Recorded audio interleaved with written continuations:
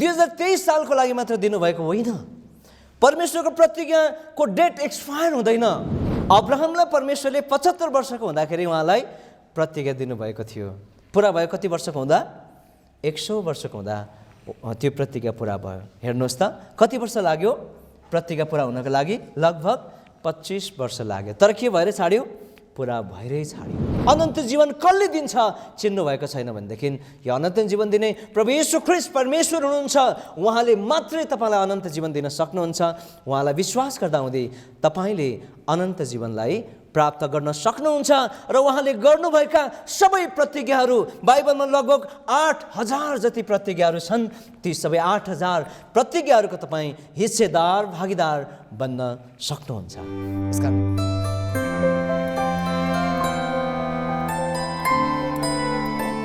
परमेश्वरले जे कुराहरू अगुवाई गर्नुहुन्छ त्यो कुराहरू हामी हेर्छौँ। पहिला सुरु हामी पढ्छौँ व्यवस्था विवरण 11 अध्याय, व्यवस्था 10 अध्यायको 11 अध्यायको 12 पदलाई पढिदिनुहोस्। व्यवस्था 11 अध्यायको 12 पद। हजुर हजुर समय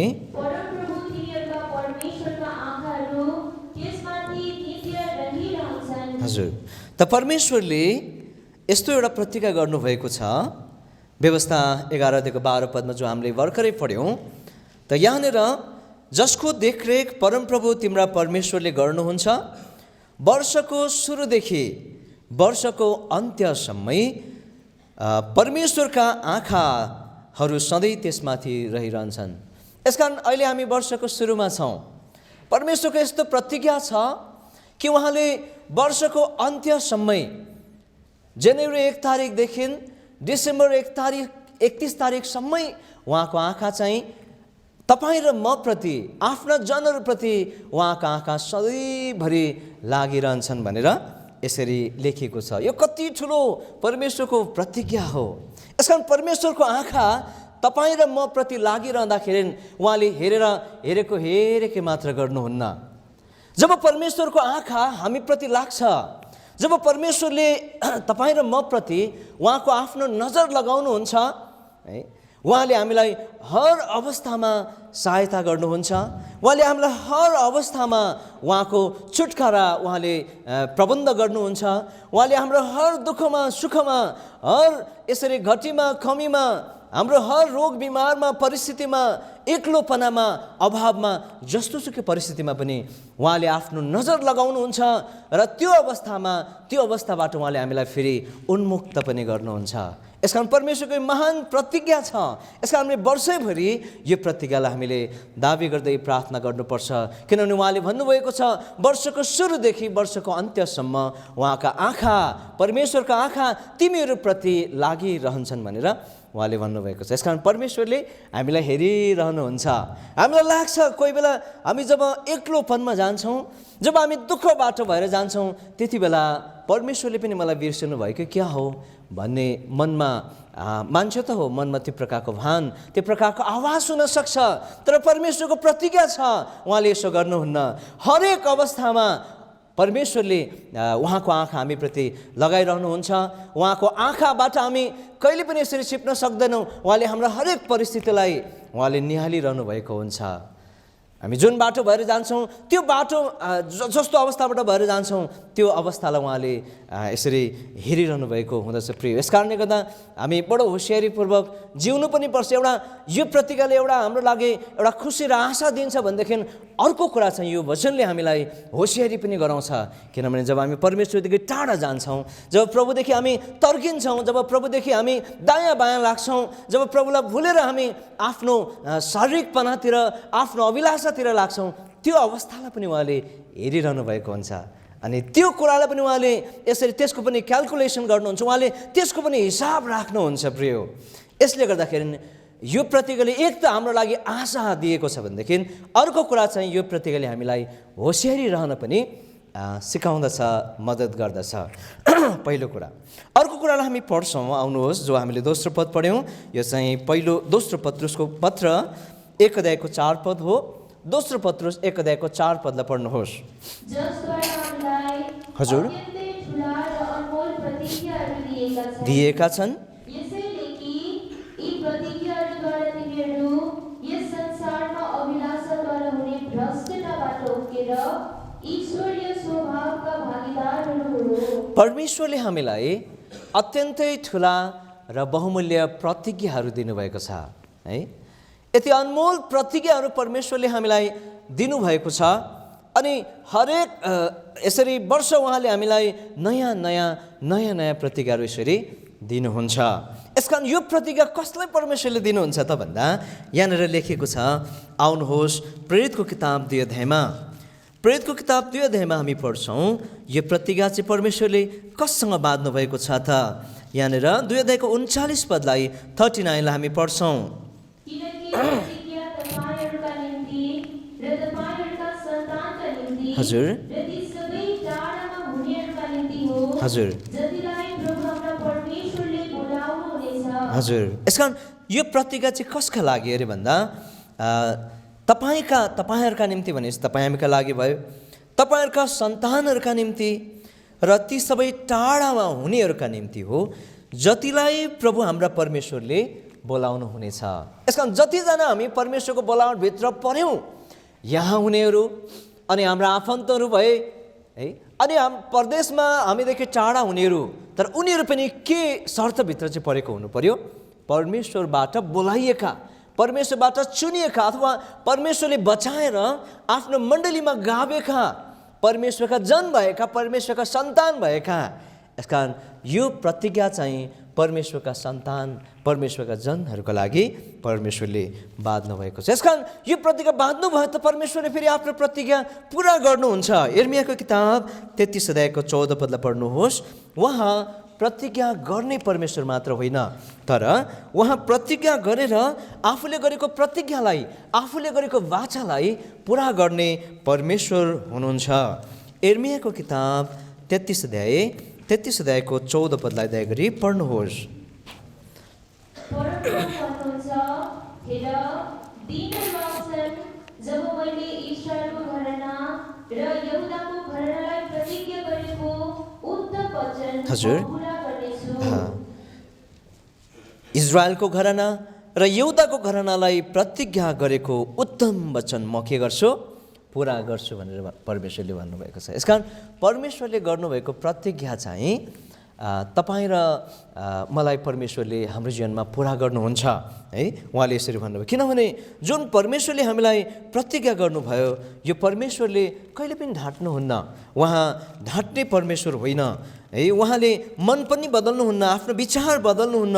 उहाँले जे प्रतिज्ञा गर्नुभयो अनि उहाँले त्यो प्रतिज्ञा चाहिँ पुरा गर्नुहुन्छ। भजन सङ्ग्रह 89 अध्याय 89 अध्यायको 34 पदलाई 34 लाई पढ्नुहोस्। 34 र 35 भजन सङ्ग्रह 89 को 34 and 35। म मेरो वाचा भङ्ग गर्ने छैन, बदली गर्नेछु।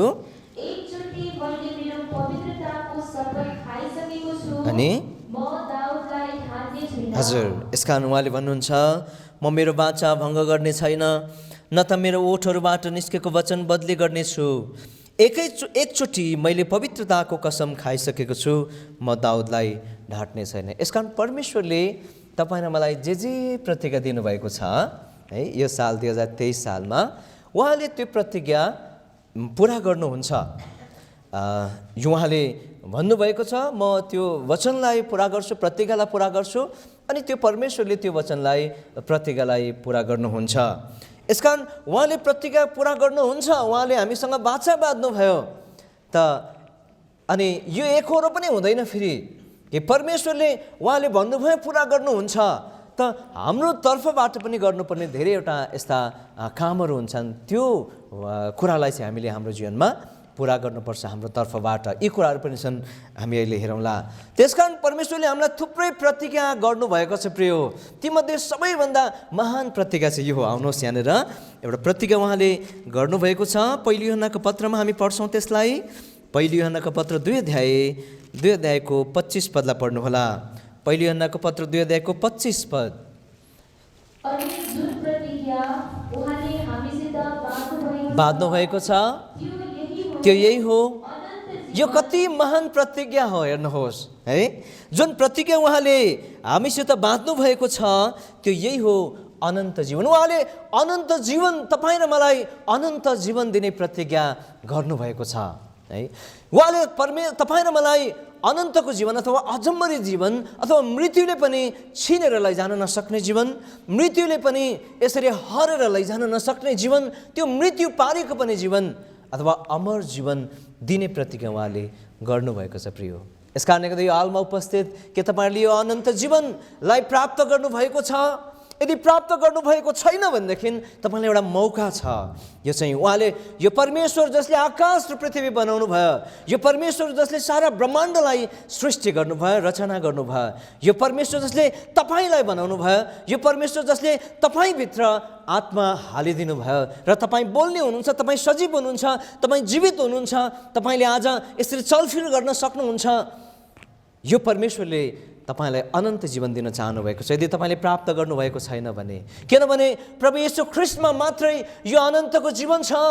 आज मान्छेले अनन्त जीवन पाउनको लागि के गरिरहेका छैनन्, बहुत किसिमको कसरत उनीहरूले गरिरहेका छन्। मान्छेले यदि यो यसरी अनन्त जीवन प्राप्त गर्नको लागि, नमर्नको लागि, उनीहरूले अनन्त जीवन भन्नाले यो संसारका मान्छेहरूले चाहिँ नमर्नु परोस्, यो शरीरको मृत्यु नहोस् भन्ने मात्र उनीहरूले बुझ्छन् प्रियो। तर उनीहरूलाई थाहा छैन मृत्यु पछिको अर्को मृत्यु चाहिँ झनै डरलाग्दो यसरी मृत्यु हो। त्यो दोस्रो मृत्यु चाहिँ अझै डरलाग्दो छ। यो दोस्रो मृत्युले चाहिँ, यो आत्माको मृत्युले चाहिँ अनन्तको दण्डमा लैजान्छ भन्ने कुरा आज उनीहरूले बुझेका हुँदैनन् प्रियो। किनभने यो शरीर त एक दिन मरणशील शरीर हो, माटोको शरीर माटोमा मिल्छ है। तर हामीभित्र जो आत्मा छ त्यो आत्मा चाहिँ कहिले पनि मर्दैन। अनि यो अमर आत्मा चाहिँ जब यो अमर आत्माले परमेश्वरलाई चिन्दैन, त्यो चाहिँ युग युगको लागि परमेश्वरबाट त्यो आत्मा यसरी छुट्टिन्छ र यो तडपिनु पर्ने ठाउँमा पुग्नु पर्दछ, जसलाई दोस्रो मृत्यु भनेर भनिन्छ प्रियो। यसकारण यो मृत्युबाट प्रभु येशूलाई विश्वास गर्नेहरूलाई चाहिँ परमेश्वरले यो मृत्युबाट, दोस्रो मृत्युबाट यसरी छुटकारा दिनुहुन्छ प्रिय हो। यस कारण के तपाईँले यो आशा प्राप्त गर्नुभएको छ? प्राप्त गर्नुभएको छैन भने उहाँले भन्नुहुन्छ, उहाँको प्रतिज्ञा छ, म तिमीलाई अनन्तको जीवन दिन्छु है। तिमी किन मर्छौ? मृत्यु पारी पनि जीवन छ। के तिमी मृत्यु पारी पनि जिउन चाहन्छौ? मृत्युले खोसेर लैजान नसक्ने, चिहानले छिनेर लैजान नसक्ने जीवनलाई के तिमी जिउन चाहन्छौ भनेर परमेश्वरले भनिरहनु भएको छ। एकजना मान्छे छ बाइबलमा, त्यो मान्छेले भन्छ, प्रभु यीशु ख्रीष्ट कहाँ आएर भन्छ, गुरुज्यू अनन्त जीवन पाउनको लागि म कुन चाहिँ असल काम गरौँ भनेर भन्छ। मत्तीको सुसमाचार 18 अध्यायमा एउटा पदलाई हामी पढ्छौँ। 19 अध्यायको 16 पद, 19 अध्यायको 16 पद, मत्तीको सुसमाचार 19 अध्यायको 16 पद। हजुर भन्यो, हे असल गुरुज्यू, हजुर यो मान्छेले सोचेको रहेछ है। उसले भन्छ, उसको प्रश्नमै त्यहाँनिर उसले क्लियर गरेको छ। कहाँ भन्छ उसले कि गुरुज्यू अनन्त जीवन पाउनलाई म के गरौँ भन्छ, कुन असल काम म गरौँ भनेर सोध्छ प्रभु येशूलाई। उसले उसको मनमा लागेको रहेछ, असल काम गर्दाखेरि अनन्त जीवन पाइन्छ भन्ने उसले सोचेको रहेछ प्रिय हो है। यस कारणले गर्दा आज संसारका मान्छेको धारणा पनि यही छ कि असल काम गर्दाखेरि अनन्त जीवन पाइन्छ। असल काम गर्नु नराम्रो होइन है, असल काम गर्नु असल कुरा हो। तर असल कामले, सत्कर्मले तपाईँ र मलाई अनन्त जीवन दिँदैन प्रिय हो है। उनीहरूले सोचेको हुन्छ, गरिब दुखीलाई यसरी हेर्दाखेरि अनि यसरी पाटी पौवा बनाउँदाखेरि, बाटोघाटो बनाउँदाखेरि, तीर्थ व्रत गर्दाखेरि, दान दक्षिणा गर्दाखेरि मान्छेले मुक्ति पाउँछ, अनन्त जीवन पाउँछ भन्ने यसरी सोचिरहेको हुन्छ। यो मान्छेले पनि यसरी सोचिरहेको रहेछ प्रिय हो।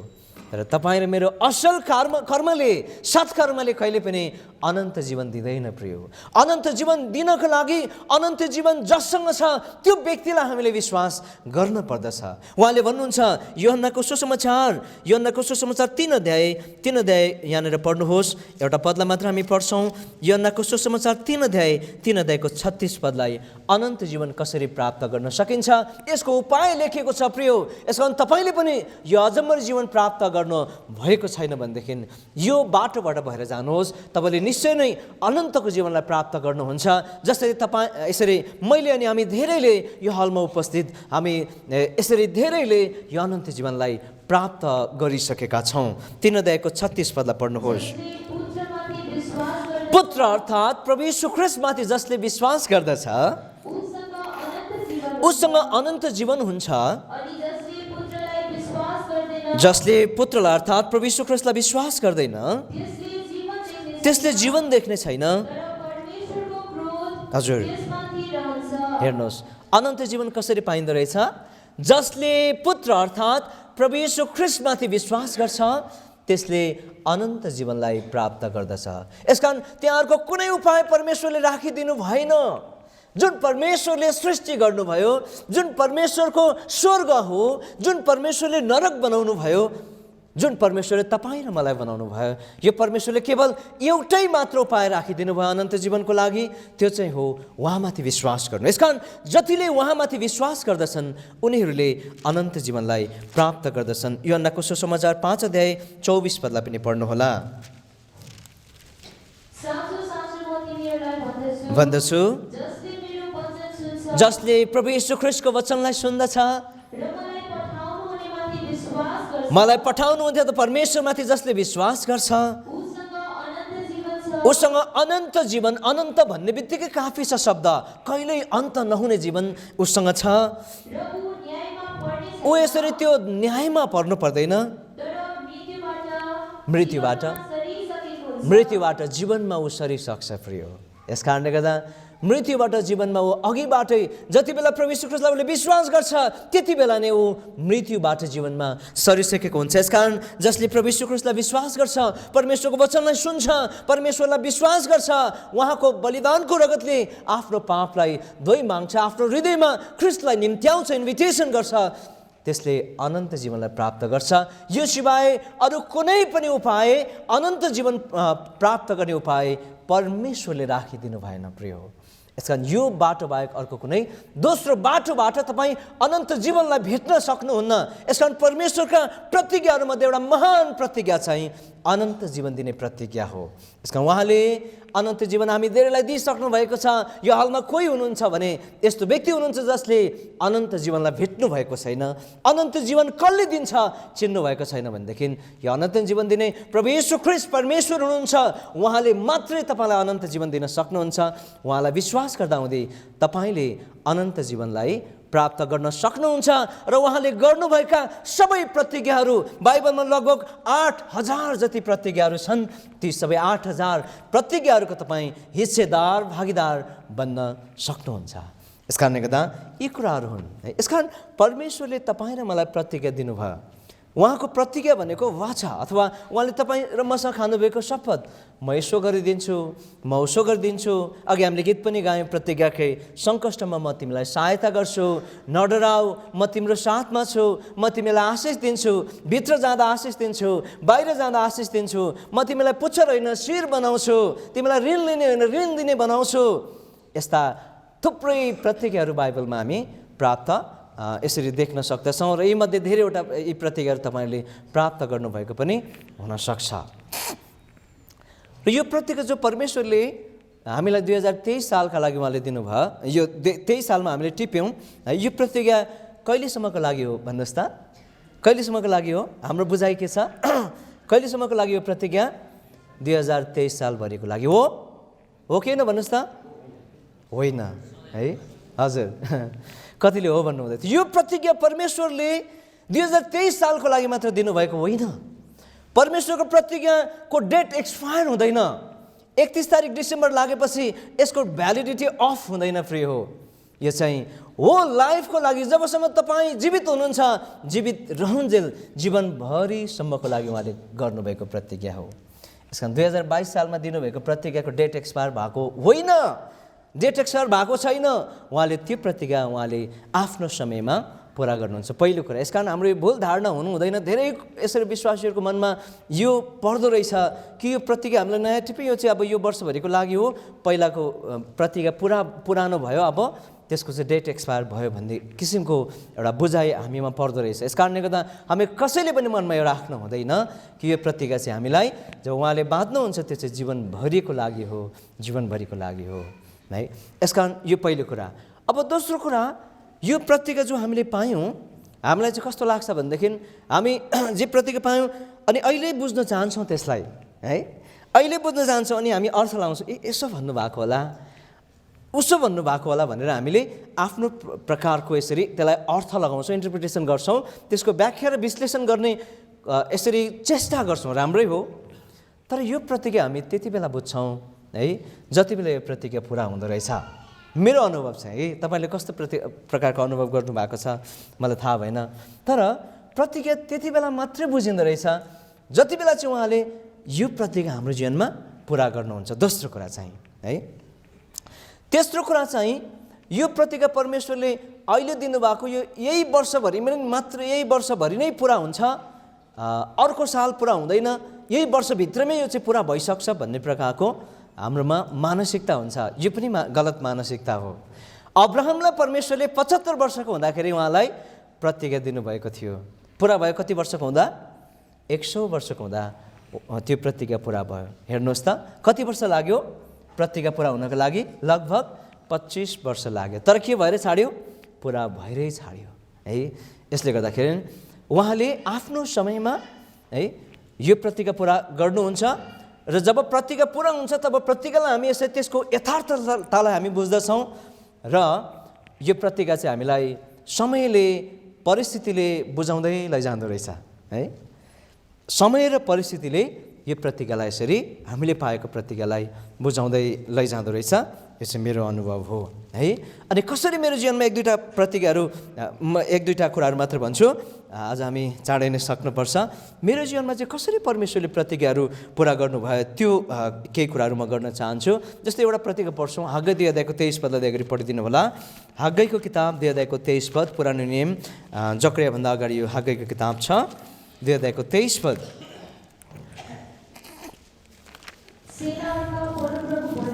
हजुर हजुर हजुर हजुर हजुर हजुर हजुर यहाँ अन्तमा लेखेको छ, किनभने मैले तिमीलाई चुनेको छु, सेनाहरूका परमप्रभु भन्नुहुन्छ। यो प्रतिज्ञा चाहिँ मैले 2002 सालमा यसरी प्रभुलाई विश्वास गरेँ। 2003 सालमा चाहिँ मैले यो प्रतिज्ञालाई यसरी पाएँ है। अनि यो प्रतिज्ञालाई पाइसकेपछि प्रतिज्ञालाई त मैले थुपारेर राखेको थिएँ। सुरुमा झन् के बुझिन्थ्यो र चेपेर चाहिँ राखिराखेको थिएँ। 2002 सालदेखिकै मेरोमा प्रतिज्ञा छ अहिलेसम्मकै। अनि मलाई त्यसको महत्त्व नै थाहा भएन। अनि यसलाई प्रतिज्ञा पाएर यसलाई प्रार्थना गर्नुपर्छ, दाबी गर्दै प्रार्थना गर्नुपर्छ भन्ने पनि मलाई थाहा भएन, चेपेर मात्र राखियो। यसकारण हामीले प्रतिज्ञा पाइसकेपछि यसलाई हामीले दाबी गर्दै प्रार्थना गर्नुपर्छ है। प्रभुले म यसो गरिदिन्छु भन्नुभएको हो नि त प्रतिज्ञा, तपाईँ र मसँग बाचा बाँधेको हो नि त उहाँलाई सम्झना गराइ बस्नुपर्छ। प्रतिज्ञा पाएर यो प्रतिज्ञालाई यसरी प्रतिज्ञालाई पाइसकेपछि त्यसलाई चेपेर बाइबलको चेपमा यसरी राख्नुपर्छ। तर राख्नु मात्रै होइन, यसलाई पाइसकेपछि हामीले वर्षभरि नै, जीवनभरि नै उहाँलाई सम्झना गराइराख्नुपर्छ। यो प्रतिज्ञा उहाँले बिर्सनु हुँदैन, तर हाम्रो कर्तव्य चाहिँ उहाँलाई सम्झना गराउने हाम्रो कर्तव्य हो। यसलाई दाबी गर्दै प्रार्थना गर्नुपर्छ, पहिलो कुरा। र 2003 सालमा प्रभुले मलाई यो प्रतिज्ञा दिनुभएको रहेछ, मलाई केही पत्तो भएन। र यो प्रतिज्ञा मैले 2008 सालमा आएर मात्रै बुझेँ है। कसरी बुझेँ त भन्दाखेरि 2008 सालमा यो प्रतिज्ञा पुरा भयो। 2007 सालदेखि मैले यो कुरालाई बुझ्न थालेँ। मेरो मनमा यस्तो हुन थाल्यो, पछिबाट म यहीँनिर सङ्गति गर्थेँ, यहीँ प्रभु पाएको हो, यहीँनिर म यसरी सङ्गति गर्थेँ। पुरानो सेवाघरमा हाम्रो सेवा हुन्थ्यो। अनि त्यस प्रकारले गर्दा पछिबाट 2007 सालतिर मेरो मनमा यस्तो हुन थाल्यो, अब म चाहिँ है के गर्नुपर्ने है सेवा सङ्गति आइरहन्थ्यो। सेवा सङ्गति यसरी अब म भर्खर कलेज सकेर बसिरहेको थिएँ त्यति बेला। अनि मेरो मनमा लाग्थ्यो सधैँभरि सेवा घरमै बस्न पाउनु नि है, सेवा घरमै बस्न पाए पनि हुने नि, अब अगाडि पढ्नु छ, काम गर्नुपर्छ है। अनि खल्लो लाग्थ्यो क्या। अनि मलाई प्रभुको काम गर्न त्यो प्रकारको विचार मेरो यसरी माइन्डमा परमेश्वरले हालिदिन थाल्नुभयो। अनि त्यसपछि मैले यसरी प्रार्थना गरेँ, कतिजनासँग मैले सरसल्लाह पनि मागेँ। अनि उहाँले सरसल्लाह पनि दिनुभयो, प्रार्थना गर्नु, प्रभुलाई प्रतिज्ञा माग्नु, प्रतिज्ञा के पाएको छ हेर्नु भनेर उहाँले भन्नुभयो। अनि यसो खोल्दै जान त 2023 सालमा त सेनाहरूका परमप्रभु भन्नु 3 सालमा उहाँले दिनुभएको रहेछ, सेनाहरूका परमप्रभु भन्नुहुन्छ मैले तिमीलाई चुनेको छु, मैले तिमीलाई रोजेको छु भनेर त्यो प्रतिज्ञा रहेछ। परमेश्वरले मलाई उहाँको काम गर्नको लागि रोज्नु भएको रहेछ भन्ने कुरा मैले त्यसपछि थाहा पाएँ। र यसरी अनि पछिबाट 2008 साल जनवरी 14 तारिक चाहिँ मैले प्रभुको काम गर्नको लागि, प्रभुको सेवा गर्नको लागि घर छोडेँ। यसकारण परमेश्वरले मलाई 2003 सालमा यो प्रतिज्ञा दिनुभयो, 2008 सालमा आएर उहाँले यो प्रतिज्ञा पुरा गर्नुभयो। कस्तो अचम्मको परमेश्वर है, उहाँको काम कति महान। उहाँले यसरी आफ्नो प्रतिज्ञाहरू पुरा गर्नुहुँदो रहेछ। यस्ताहरू थुप्रै प्रतिज्ञाहरू छन्, म अर्को प्रतिज्ञालाई मात्र भन्छु, त्यसपछि यसरी हामी अन्त गर्नतिर लाग्छौँ। अर्को प्रतिज्ञा चाहिँ के मैले थियो त भन्दा, त्यो चाहिँ यिर्मयाको किताब आउनुहोस् 31 अध्यायको 16 पदलाई पढिदिनुहोस्। यिर्मयाको किताब 31 अध्यायको 16 पद, 31 को 16 पद। हजुर, तिम्रो रुवाईको आवाजलाई थाम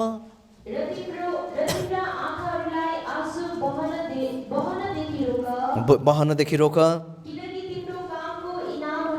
तिम्रो कामको इनाम हुनेछ परमप्रभु भन्नुहुन्छ।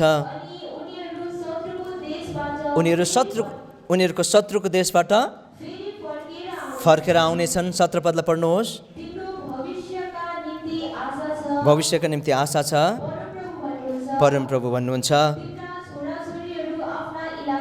हजुर, फेरि फर्केर आउनेछन्। त यो प्रतिज्ञा यो यिर्मया 31 अध्यायको 16 पद चाहिँ मैले कहिले पाएँ त भन्दा, यो प्रतिज्ञा चाहिँ मैले 2008मा यहीँनिर कनानमा मैले 2008मा यो प्रतिज्ञा पाएको। अनि त्यति बेला चाहिँ मैले प्रभुको सेवा गर्ने अब लास्ट डिसिजन गर्नु थियो, फाइनल डिसिजन गर्नु थियो मैले। अनि एक प्रकारले मनमा त मैले निर्णय गरिसकेको थिएँ, अरू थुप्रै प्रतिज्ञाहरू प्रभुले मलाई दिइसक्नु भएको थियो। 31 तारिक मैले प्रतिज्ञा मागिरहेको थिएँ। अनि प्रतिज्ञा माग्दाखेरि मैले परमेश्वरले मलाई 31 अध्यायको 16 पद दिनुभयो है।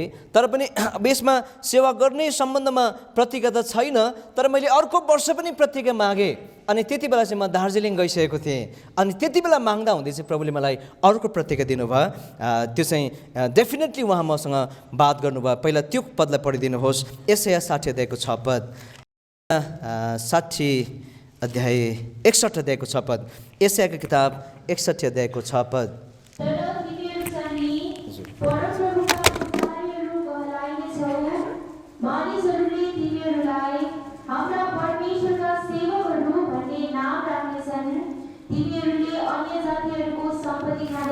हजुर, हजुर, हजुर। र यस प्रकारले गर्दा यहाँनिर जब मैले प्रभुलाई प्रतिज्ञा मागेँ, अनि प्रभुलाई मैले प्रतिज्ञा मागिसकेपछि चाहिँ उहाँले मलाई यो प्रतिज्ञा यसरी दिनुभयो। त्यो चाहिँ थियो कि यस प्रकारले गर्दा तिमीहरू यहाँनिर लेखेको छ, तिमीहरू चाहिँ परमप्रभुका पुजारी कहलाइनेछौ, मानिसहरूले तिमीहरूलाई हाम्रा परमेश्वरका सेवकहरू भन्ने नाम राख्नेछन्। यस प्रकारले गर्दा यो चाहिँ म सेवामा निस्किसकेपछि अझै म कन्फर्म हुनको लागि माग्दाखेरि चाहिँ प्रभुले मलाई यो प्रतिज्ञा यसरी दिनुभएको थियो। यस प्रकारले गर्दा यो प्रतिज्ञा जब परमेश्वरले मलाई यसरी दिनुभयो, त्यसपछि म चाहिँ निश्चित भएँ यो चाहिँ प्रभुले नै मलाई यो सेवकाई गर्न बोलाउनु भएको रहेछ भनेर।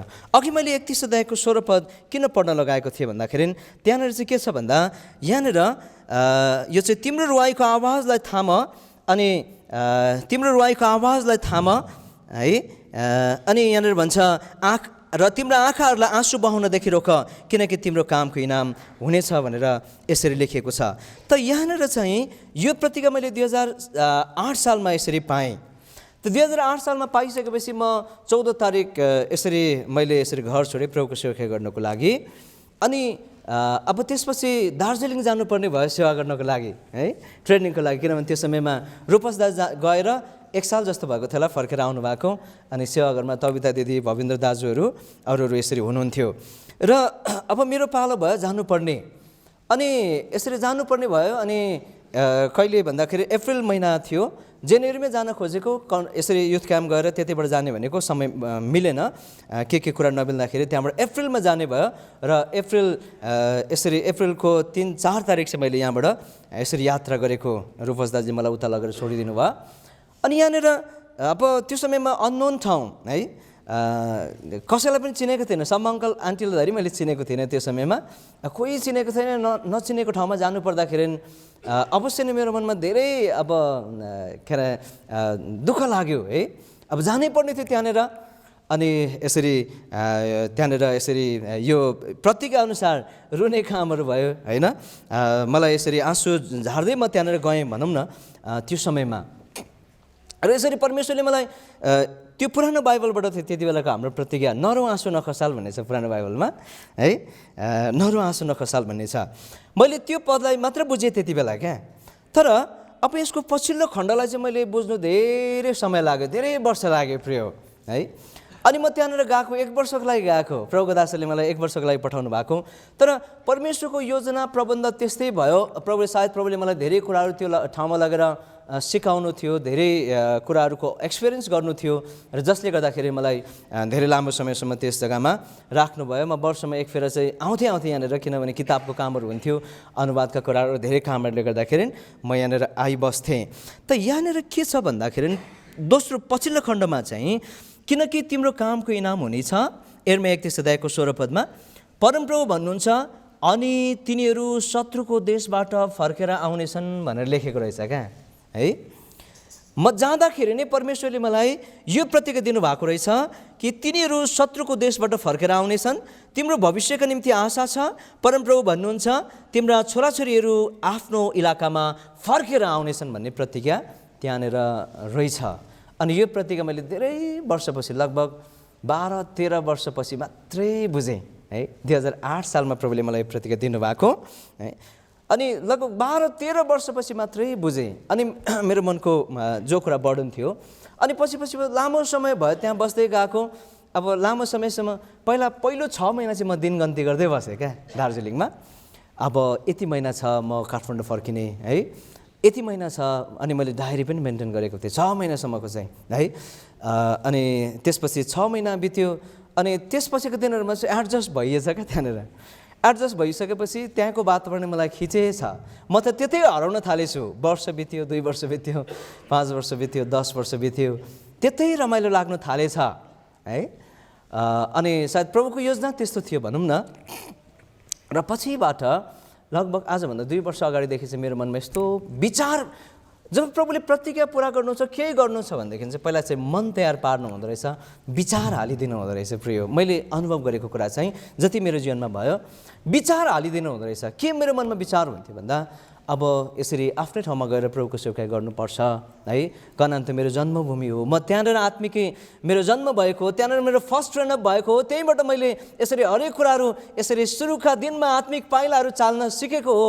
मलाई डोर्याउनेहरू सबैजना यहीँनिर हुनुहुन्छ, अहिले पनि हुनुहुन्छ, कति प्रभुमा जानुभयो है। अनि मैले त्यो ठाउँमा किनभने धेरै खाँचो छ, म त्यहाँ जानुपर्छ भन्ने विचार प्रभुले मलाई हालिदिनु भयो।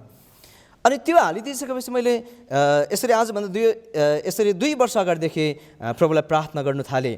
अनि प्रार्थना गर्दै प्रतिज्ञा, अब किनभने हाम्रो मनमा त धेरै विचार आउँछ, मनको विचार अनुसार हामी प्रभुका जनहरू हिँड्न थाल्यो भनेदेखि है अनेकौँ जग्गाहरूमा पुगिन्छ प्रिय। यसकारण मनको विचारलाई मात्रै हामीले यसरी आधार मान्नु हुँदैन। अनि म चाहिँ त्यो कुरामा विश्वास गर्दिनँ। मेरो मनले जहाँ डोर्याउँछ म जाँदिनँ। जबसम्म प्रभुले कन्फर्म गराउनुहुन्न, जबसम्म प्रभुले 1 चोटि 2 चोटि 3 चोटि होइन 10 चोटिसम्म स्योर गराउनुहुन्न, तबसम्म यसरी स्टेप यसरी चाल्नु चाहिँ मलाई त्यो चाहिँ यसरी त्यहाँनिर खतरा लाग्छ। त्यसपछि मैले प्रभुलाई प्रार्थना गर्नु थालेँ अनि मैले यसरी मेरो वाइफसँग पनि यो कुरा सेयर गरेँ है।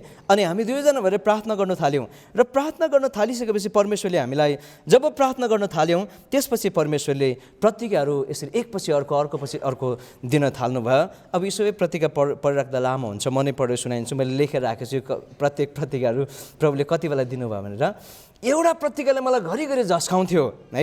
त्यो प्रतिज्ञा चाहिँ के हो भन्दा यहाँनिर जकरिया 9 अध्यायको 12 पद यसरी लेखेको छ, हे आशाका कैदीहरू हो, किल्लामा फर्क, म तिमीलाई 2 गुणा फर्काउनेछु भनी आज नै घोषणा गर्दछु।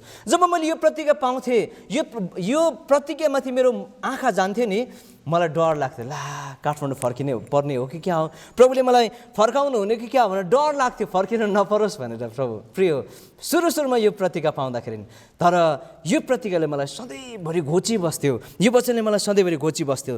त्यसपछि प्रार्थना गर्न थाल्दाखेरि जुलाई 24 तारिक 2021 सालमा प्रभुले मलाई यो प्रतिज्ञा दिनुभयो, उत्पत्ति 31 अध्यायको 3 पद, आफ्ना पिता पुर्खाहरूको देशमा र आफ्ना कुटुम्ब कहाँ फर्क, अनि म तिम्रो साथमा हुनेछु भनेर यो प्रतिज्ञा प्रभुले मलाई दिनुभयो। त्यसपछि जुलाई 24 तारिक फेरि प्रार्थना गर्दा हुँदै उहाँले भन्नुभयो, अब उठ तिमी र यसरी लेखेको छ, अब उठ तिमी र यी सबै मानिसहरू यस एर्दन पारी त्यस देशमा जाऊ जो म तिनीहरूलाई अर्थात् इजरायलीहरूलाई दिन्छु भनेर भन्नुभयो। त्यसपछि अझै प्रभुले मलाई भन्नुभयो, गलाती 2 अध्यायको 1 पदलाई चाहिँ त्यहाँ गरी पढिदिनुहोस्। गलाती 2 अध्यायको 1 पद यो वचनले चाहिँ मलाई धेरै नै यसरी फ्रेक गर्यो। गलाती 2 अध्यायको 1 पद प्रिय, गलाती 2 अध्यायको 1 पद, 14 वर्षपछि बर्नबाससित म फेरि, यति मात्र पढ्नुहोस्। यो प्रतिज्ञाले मलाई किन छोयो भन्दाखेरि यो प्रतिज्ञा त होइन, तर यो 14 वर्षपछि म फेरि बर्नबाससित यरुशलेम गएँ भन्ने वचनले चाहिँ मलाई यति साह्रो प्रयोग गर्यो। किन भन्दाखेरि म 2008मा गएको र 2022 सालमा टक्कै 14 वर्ष कम्प्लिट भयो क्या है। अनि 14 वर्षपछि म फेरि कहाँ फर्केँ भन्छ, यरुशलेममा फर्केँ भनेर भन्छ। यस सम्बन्धमा अर्को वचन पनि परमेश्वरले मलाई दिनुभयो, त्यहाँ पनि 14 वर्ष कुरा गरिएको छ। यो चाहिँ हुन्छ इजिकेलको किताब 40 अध्यायको 1 पद, इजिकेल 40 अध्यायको 1 पद, हामी पढ्न भ्याउँदैन, म नै पढेर सुनाइदिन्छु। हाम्रो कैदको 25औँ वर्षमा त्यस सालको सुरुमा भन्छ क्या, त्यस सालको सुरुमा त्यस महिनाको 10औँ दिनमा अर्थात् सहर प्रहार गरिएको 14औँ वर्षमा है। यो पढ्दाखेरि बुझ्नुहुन्न तपाईँहरूले, यसरी बुझ्न कठिन पर्ला, तर म यसलाई बुझाउँछु। यो चाहिँ यहुदीहरू कैदमा गएको, यो चाहिँ यहुदीहरू कैद 3 चोटि गरेर उनीहरूलाई बाबेलले कैदी बनाएर उनीहरूले लग्यो र लास्ट डिपोर्टेसन त्यो चाहिँ 586 BC हो। 586 BC त्यो चाहिँ लास्ट डिपोर्टेसन अथवा अन्तिमचोटि यहुदीहरूलाई यसरी बाबेलको राजाले कैद गरेर लगेको थियो। र त्यति बेला चाहिँ सबै यरुशलेमका सहरहरू ध्वंस बनाएका थिए, पर्खालहरू भत्काइएको। त्यो भत्काइएको 14औँ वर्षको पहिलो महिनाको 10औँ दिनको कुरा गर्छ क्या यहाँनिर। अनि यो वचनले पनि यहीँनिर अघिल्लोचोटि आउँदाखेरि फ्यामिली प्रेयरमा यसरी मैले नै सेयरिङ गरिरहेको थिएँ, हाम्रो पारिवारिक पाठ थियो, अनि यसले मेरो हृदयमा फ्रिक गरेको 14 वर्षपछि अब 14 वर्ष भएछ, अब म फर्किनु पर्ने रहेछ भनेर चाहिँ यो वचनले मलाई छुएको। यस्तै प्रकारले म सरसर पढिदिन्छु। अर्को प्रतिज्ञा चाहिँ परमेश्वरले मलाई दिनुभयो चाहिँ 5 अगस्त 2021 सालमा यो दिनुभएको थियो। यो चाहिँ मत्ती 2 अध्यायको 21 र 22 पद, उठ सानो बालक र उहाँकी आमालाई साथमा ल्याऊ र इजरायलको मुलुकमा जाऊ, किनकि साना बालकको प्राण लिन खोज्नेहरू मरिसकेका छन्। तब तिनी उठे, साना बालक र उहाँकी आमालाई साथमा लिएर इजरायलको मुलुकमा आए। यो अर्को प्रतिज्ञा प्रभुले मलाई दिनुभयो। अर्को प्रतिज्ञा चाहिँ फेरि छ, अर्को प्रतिज्ञा यो चाहिँ पहिलो राजा 11 अध्यायको 21 र 22 पद, यहाँ लेखेको छ, मलाई बिदा गरिदिनुहोस् र म आफ्नो देशमा जान पाऊँ। तब फाराओले तिनलाई भने, म कहाँ तिमीलाई के को घटी भयो र हेर तिमी आफ्नो देश जान खोज्दैछौ। अनि तिनले जवाब दिए, कुनै कुराको छैन, तैपनि मलाई जसरी पनि बिदा गरिदिनुहोस्। अनि हामीलाई त्यहाँनिर सजिलोसँग छोड्नेवाला थिएनन् है। धेरै यसरी आउने बेलामा यसरी रुवाबासी भयो। सायद जिन्दगीमा पहिलोचोटि म त्यति धेरै रोएँ। सायद त्यहाँनिर यसरी कसैको फ्युनरल भइरहेको छ, कोही एकदमै नजिकको मान्छे यसरी को फ्युनरल भइरहेको जस्तै एउटा त्यो माहौल बन्यो जब हामी यसरी यता आउने कुरा यसरी सुनिसकेपछि। अनि अस्ति हामी आउने दिनमा पनि 3 गाडी जस्तो हामीलाई पशुपतिसम्म छोड्न आउनु भएको थियो। अनि त्यहाँनिर पनि यसरी धेरै रुनुभयो, सहरका मान्छेहरूले पनि त्यहाँनिर के भएछ भनेर रमिता पनि उनीहरूले हेरे। गाह्रो थियो, उनीहरूले हामीलाई सहजैसँग छोड्ने थिएनन्। यदि प्रभुले हामीलाई यो प्रतिज्ञा नदिनु भएको भएदेखि, प्रभुले नै हामीलाई यहाँ नल्याउनु भएको भएदेखि हामी आउन सक्ने थिएनौँ। यो प्रतिज्ञाले चाहिँ हामीलाई यसरी बल दियो, प्रेरणा मिल्यो। अर्को प्रतिज्ञा चाहिँ छ, यो चाहिँ 17 तारिक 11 महिना 2022 साल कफरनहुममा जे गरिएको हामीले सुनेका छौँ ती कुराहरू यहाँ आफ्नो देशमा पनि गर। यो चाहिँ मैले यहीँ छँदाखेरि पाएको लुका 4 अध्यायको 23 पद। यहाँ आफ्नो देशमा पनि गर, कफरनहुममा तिमीले जे गर्यौ त्यो आफ्नो देशमा पनि गर भनेर प्रभुले भन्नुभयो। त्यसपछि यी प्रतिज्ञाको बलमा हामीले यहाँ आउने निर्णय गरेका हौँ।